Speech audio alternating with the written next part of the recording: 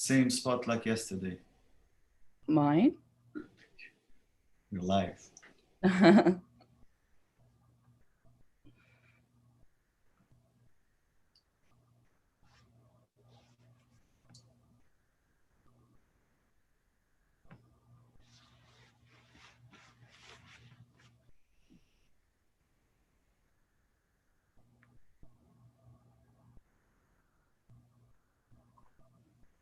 So do we start? No, we have to see ourselves first in the... I think now we see ourselves. I think now we're live. Hi, everyone. We're live. Are we live? Yes. Hi, everyone. I know it feels weird that you're not hearing people clapping, but I'm sure that everybody's like clapping, and I'll clap for you, really, because That's so sweet. So sweet. and thank you so much again. We have to see ourselves first in the... Oh yeah, I need to... I think now we see ourselves. I think now we're live. I'm hearing myself twice. Okay, sorry about that. There was this leakage from my other screen. Yeah, thank you again for this beautiful and fascinating film. It's not the first time I watch it, and every time I discover something new.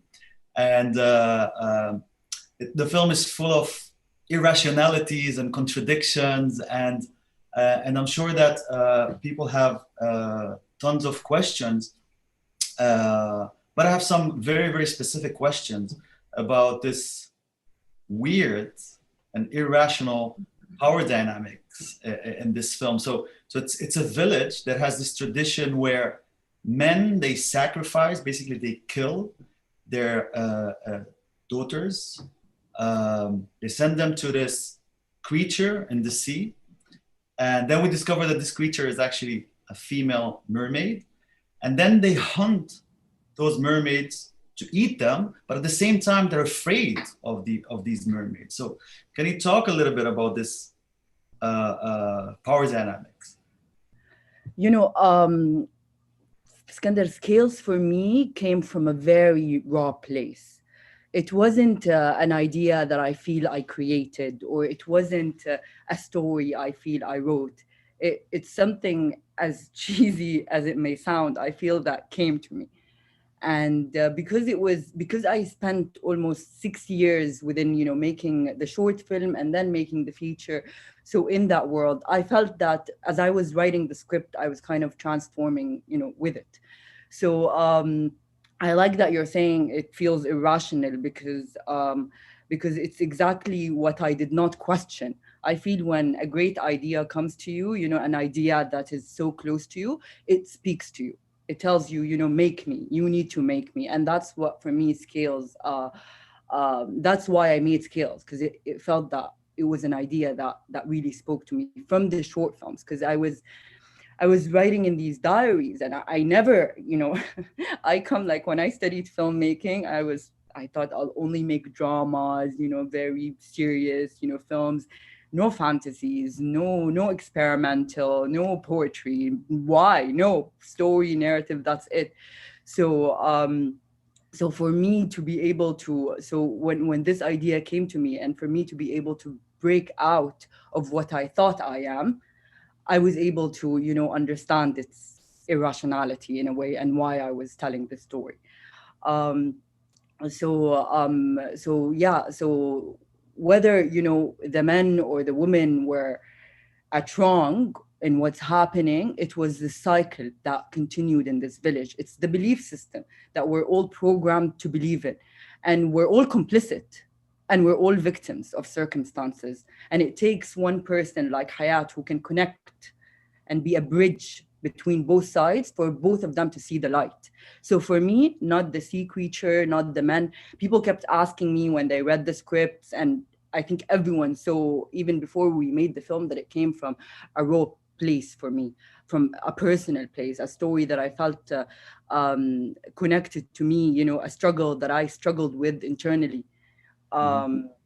So for me, that power dynamic was exactly what life is. It's and of course I wanted that symbolic idea of the rocks being, the men and the water being with the women. And I used to, recite ayat al-Quran, وَخَلَقْنَا مِنَ الْمَاءِ كُلَّ شَيْءٍ حَيٍّ.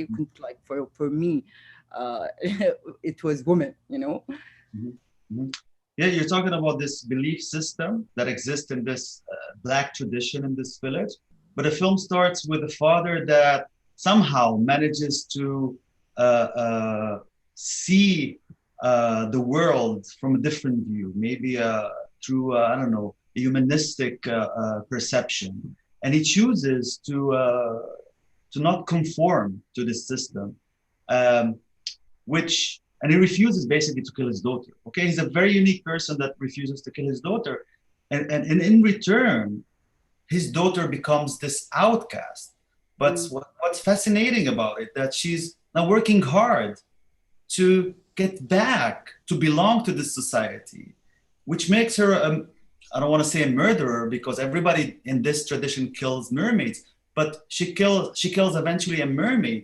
But this is what this is what we do as women in real life, and as people who come within like a traditional or a strict system, we bend over backward to protect the victim, the system that's victimizing us.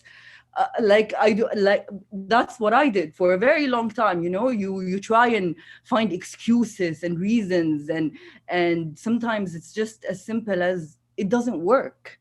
And you see that by the end, it's a simple answer that's in front of us, but we refuse to accept it because we're programmed not to accept it. And Hayat has to go through a journey of self-realization, of literally sewing herself back together. Because, when you get out of, when you see your belief system or your country or your village or from the perspective of a stranger, it's when you see it for real. And this is what Hayat has to go through. She goes within it, she goes inside of it, she sees the world of the water that I did not decide to share with the audience. Only Hayat gets to see that water because she's the only one who went through the journey of self-realization, and she actually discovers her true identity after she refuses it multiple times. It's her body is rebelling against her. Her body is telling her, accept this new identity, find a way out. And she keeps saying no until she literally has to, go through this identity crisis that we all go through when we see our society from the perspective of stranger. And then we have to build ourselves back together. Mm-hmm. And Hayat goes through this body transformation. She's a teenager, but she's becoming a mermaid, and she's rejecting it. All those itches, and she's trying to hide it. And can you talk specifically about the symbolism here and this very specific body transformation that she goes through and this rejection? Yeah, it was so funny. At some point, the film's name in Arabic was also Harashif, and all of the crew who were attached to the project for so long, they were like, "إحنا بدأنا نتحرشف." Please, let's make this film. So I think it was this, idea of people who are finding their kind of true identity. But for me, it was. Kind of growing up in Saudi, being myself, I was a bit of a tomboy, and I hate that term, but I was it. And, and in a way, it's the pressure of society that puts on women, the body of women being weak, the body of women being forbidden, the body of women, because, when a boy becomes a man, you celebrate him. But when a girl becomes a woman, it's immediate. Everything changes. It turns upside down. And for me, that struggle was never as important as the internal struggle that girls go through. Because for me, it was surprising. I used to play with boys. I used to beat them, wrestle with them. And suddenly I was like, damn, I think they're stronger than me right now. How do I deal with muscles that are even rebelling against me? And I wanted a visual symbolism to that. And that's why I put the world that, Hayat, this character, Hayat, I could have put her in modern Saudi. I could have put her in modern UAE. I could have put her anywhere. But it wasn't going to allow me to tell the internal journey that Hayat goes through, the internal struggle For me, that's the important journey, not the story with what society is saying or everything that is external. No, it's you internally accepting that body and finding new ways to deal with it and finding its other powers. Mm-hmm. Mm-hmm. Thank you, So thank you. yeah, We're getting tons of questions from the audience. A few minutes ago, they were discussing if this was a dystopian future or past, and I say it's a dystopian present. Yes, it is, for sure. Definitely. So we're taking a few questions, and Talha's asking, how come there's no score in the film?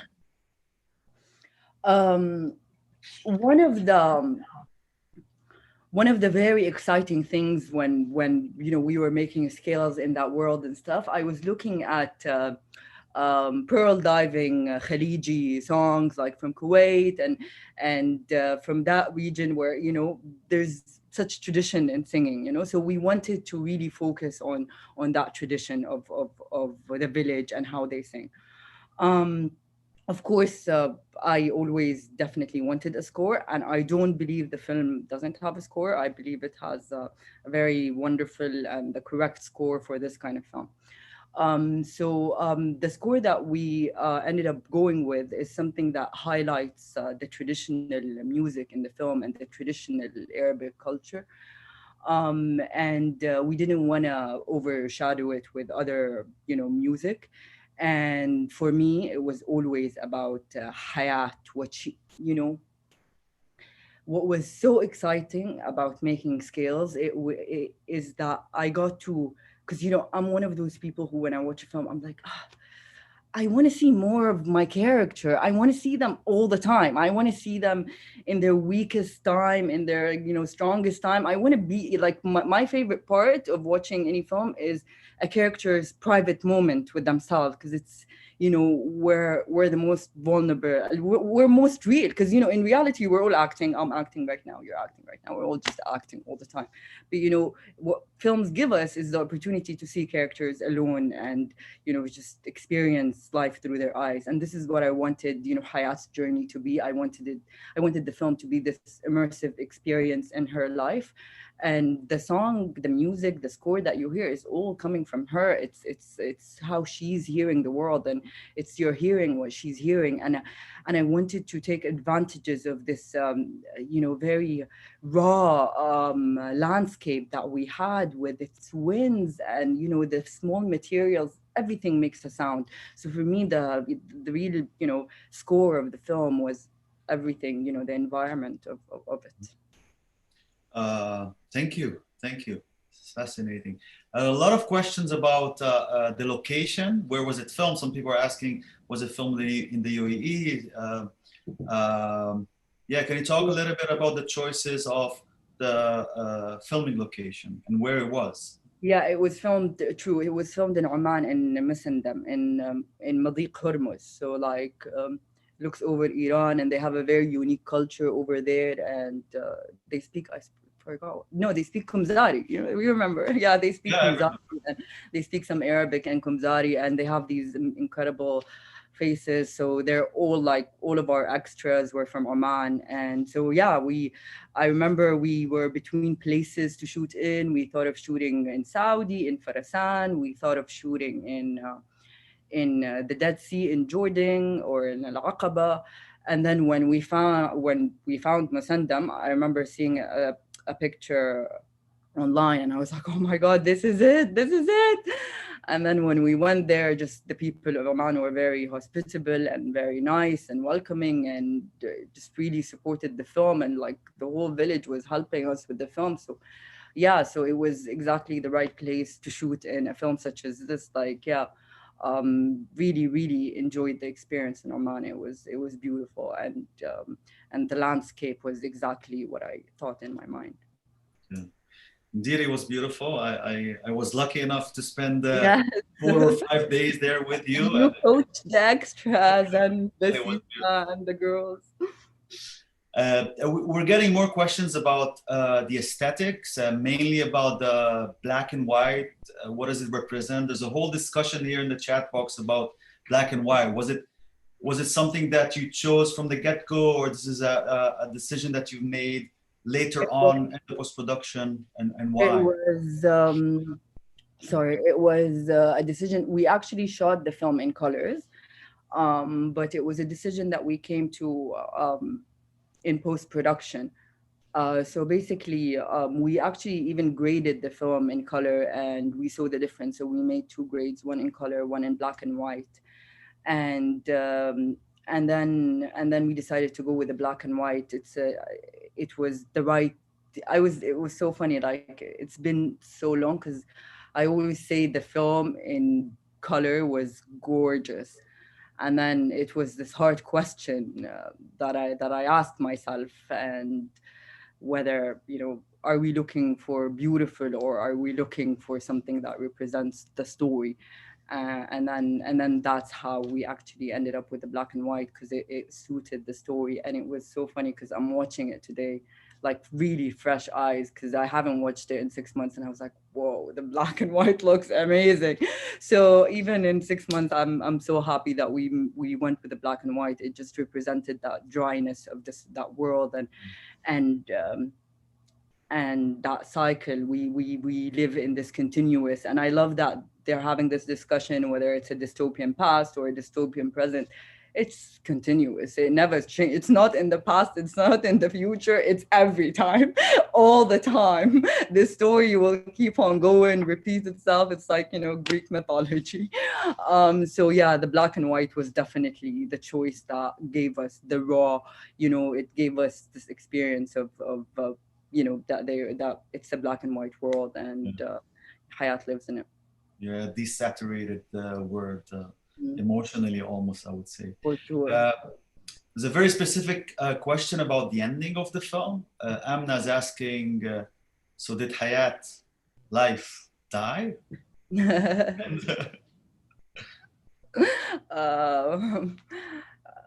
I think it's I'll always leave it up for the audience to decide, and I don't think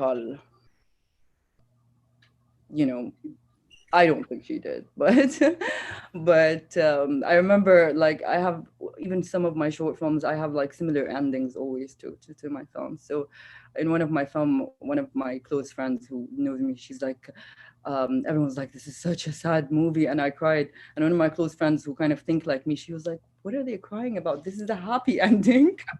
Like, no, it's not sad. That's freedom. So I know, for me, it's a good ending, and I don't think Hayat died. She just became something else.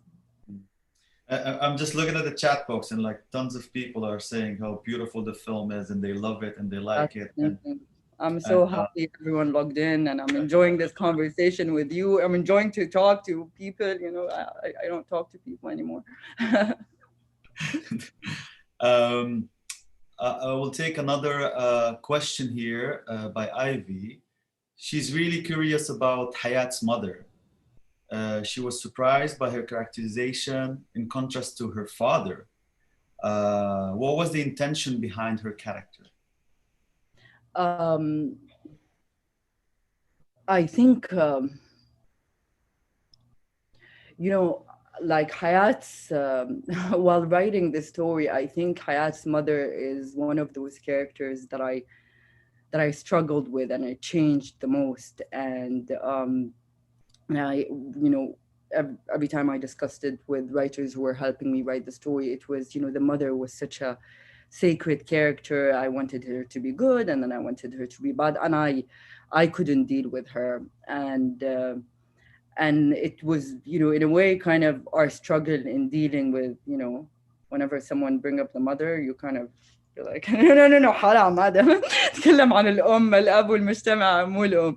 So I wanted her to be those. I wanted all those women in the village to be those sacred characters, because one of the very important things for me was, it's the way they trick you. It's the genius in the way they trick you. In Saudi, they used to show us. I think every Muslim country had it different way, but they used to show us this open candy wrap, And they say, the fleas and the flies come and eat from it. You see, if you are unwrapped as a woman, all the fleas and the flies, they will eat you. And so you need to be wrapped and sacred, and we call them hurma, so they sacred, that's how they fool you. So I wanted those women of the village to be fooled by that idea that they're sacred. But then Hayat discovered that no, you're enslaving me by calling me sacred. So the woman, unfortunately, Hayat's mother doesn't see that way out that Hayat sees, and she is within the system. She's actually the holder of the system more so than the men sometimes, because I feel that in a way she didn't find a way out. Of course, she's traumatized, and maybe and she let go of Hayat that day. She was sacrificed. Khalas, she was like goodbye. So she's traumatized from that experience, but she's within a system that she cannot get out of it. And the only way she sees a way out of it is by letting Hayat go and finding a normal life in that village. Thank you. Ivy just added that she finds it very interesting that Hayat is the only character with a name. And she thought that was quite powerful. There's another question by Rakia that asks, what is the purpose of Hayat killing the mermaid? I think we discussed this a little bit. Yeah, for sure. So I'll just say that briefly, because in my short film, I have a short film before Scales, and in the short films, it was, of course, the same, my actress, Basima, the same girl, she's younger, and she spies on her father and his fishermen friends, and she sees them, cutting a mermaid in half.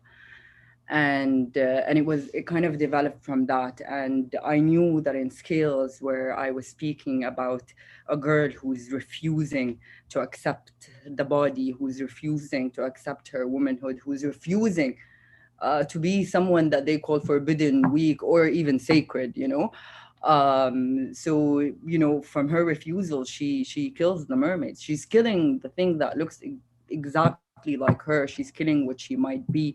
It's the first thing that she does, where she decides that no, she does not want to be a sea creature. She still belongs in this world. It's what we talked about it before, the bending over backward to protect a system that does not want to protect you. Mm-hmm. Yes, thank you. There's a question, I don't know if you want to answer it. Ali's asking, what is the budget of this film? Because it looks amazing and iconic. I wouldn't know, to be honest. If one of the producers would have been here, they would ask, but I don't know. Yeah. I would say it's not about the money, it's about the time. if I may answer. I have another question that goes back, and we're having more questions from the audience, but I have a question that goes back to Muthanna, the father. And we start the film with him being a little bit different, right? An outsider that pays a price, right? This system regulates itself very efficiently, punishes outcasts, whoever doesn't conform. But he as we said, he sees reality in a different light. What makes him so unique? Why is he the chosen one? The characters, like the guy who played Muthanna Yaqub is one of my favorite Saudi actors, and I remember when I saw him, I was like, oh, this guy, he had such with this artistic energy about him, and I was like, oh, this guy will play the father. Oh my! When I was writing the script, so he's always been in my head, just even writing the script, and he did a fantastic job playing Muthanna. And for me, Muthanna is actually just like one of my favorite characters in this film, and he's the first person in this film who decides to, picks his daughter up from the water. He actually does something that we all refuse to do in our kind of society, which he chooses his daughter, love over hate, and his daughter over tradition, and his family over his culture. And it's something that we don't do so easily as people. And for him, for me, Muthanna is actually the real hero of this film, because out of one act of kindness, one act of love, out of one instinctive act as a father, he kind of changes the dynamic of this entire village. Mm-hmm. Yet you chose a man to change the dynamic of this village, not a woman. Yeah. It was very important for me for it to be a man, because I did not want, because I wanted actually the dynamic between Hayat and her mother is to be different. I wanted them to be different people. I wanted them to struggle with one another. I wanted Hayat to find her journey as a woman away from her mother. And that's where the father came to be, where he kind of, in a way, even if he was, everyone thinks he's, the weak and, the kind of weak link of this village. And for me, Muthanna represents something much bigger. He is the strongest person in this village. We just don't see the things that we don't see the things that how it should be. We see them in the other way around, in the way that we were programmed to see them. And for me, um, even though people think he's the weakest person in this village, he's the first person who accepts that his vulnerability is actually power, and then Hayat gets to accept that too. Mm-hmm.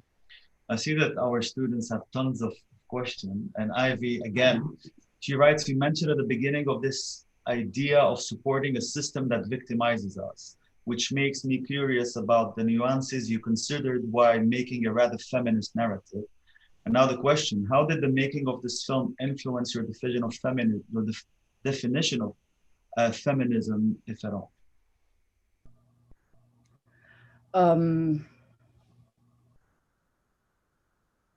It was always going to be a feminist film. I know people are scared of categorizing things and saying, oh no, it's not feminist, and apologizing for it being feminist. And no, I don't apologize for it being feminist. I'm a feminist. I've been a feminist since I was a kid, because I was always it was in me. That's it. I was never gonna let society decide what I do or what I or how I live my life. So it was always going to be a feminist film. And given that it's a film about a girl who breaks out of a system and finds a new identity, as we said before, the hardest thing is to build this new identity for yourself, is to accept who you are. And Hayat reaches that conclusion at the end when she accepts, her femininity. And so the film is for sure feminist. Thank you. Ayham here is asking, he's saying first, great job, great accomplishment in creating this fantasy world. And he says, I noticed that the Arabic accents differ from one character to another. Can you talk about this? And about the choice of the actors. So I didn't want the film to refer to a certain, we made it kind of white Khaliji. We didn't want to refer to a certain country, whether it's Saudi or any other Arab country. We wanted it to be very impartial, and we wanted it to be left for the audience to decide where this village exists or when in time. Mm-hmm. And the cast comes from Palestine, Iraq, Saudi, Oman, everywhere. Yeah. Yes. Thank you. I think we ran out of time and we don't have more questions.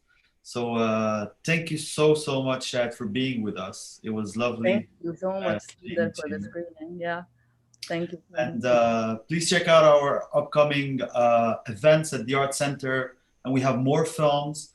You can follow us on Instagram and Facebook and check out our website. Thank you very much, and see you in the next screening. The next Cinemana screening is on November 9th, and then in December again. Thank you, and have a good night. Good job.